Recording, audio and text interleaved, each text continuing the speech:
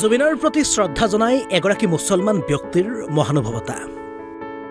জুবিন ক্ষেত্ৰলৈ বুলি দূৰণিৰ পৰা অহা অনুৰাগী খাদ্য যোগানৰ বাবে উপস্থিত হ'ল এগৰাকী ব্যক্তি। খাদ্যৰ বাবে আনিল 1 কুইণ্টেল চাউল, 50 লিটাৰ গাখীৰ, পেকেটে পেকেটে বিস্কুট। জীৱিত কালত জুবিনে চিঞৰি চিঞৰি কৈ গৈছিল, মোৰ কোনো জাতি নাই, মোৰ কোনো ধৰ্ম নাই।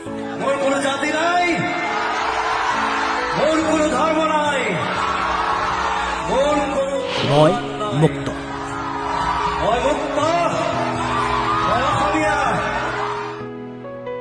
আৰু জাতিৰ পৰিধি ভাঙি ধৰ্মৰ উদ্ধত কথা কোৱা এইগৰাকী মহান শিল্পীৰ বাক্য সৰুগত কৰি এইগৰাকী মুছলমান ব্যক্তিয়ে খাদ্যৰ টোপোলালৈ উপস্থিত হ'ল জুবিন ক্ষেত্ৰত। উদ্দেশ্য জুবিন ক্ষেত্ৰত উপস্থিত হোৱা ভোকাতুৰ জুবিন অনুৰাগীক এসাঁজ ভাত খোৱাৰ।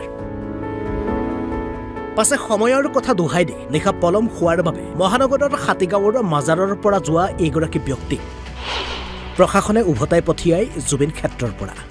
এনেকা চিষ্টেমত পৰি গ'ল, আমাক যাব দিছে, এতিয়া আমি যাবই লাগে। প্ৰশাসনে মানে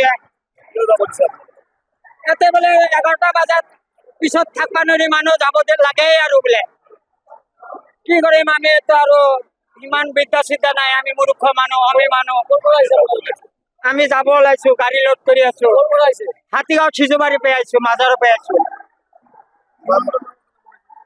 খানা মোটামুটি বহুত মানুহৰ খানা আমি বনাইছিলো। 1 কুইণ্টেল চাউলে লৈ আছিলো, কি কম দাদা।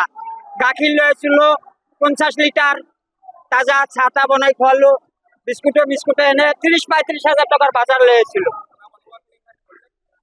আছে 1 চচপেন আছে আৰু চাউল ভাত পৰি আছে, চাওক আপোনালোকে চাব পাৰে যাই পেলাই। মই মিছা কৈছো না এনেই কৈছো,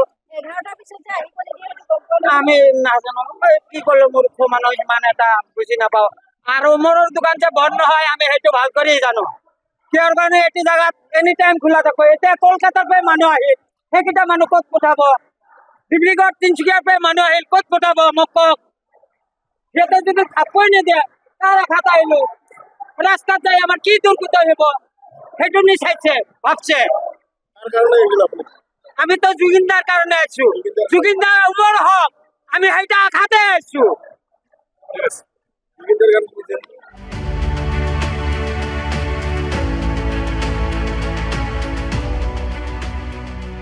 ব্যুৰ ৰিপৰ্ট, অসম লাইভ 24।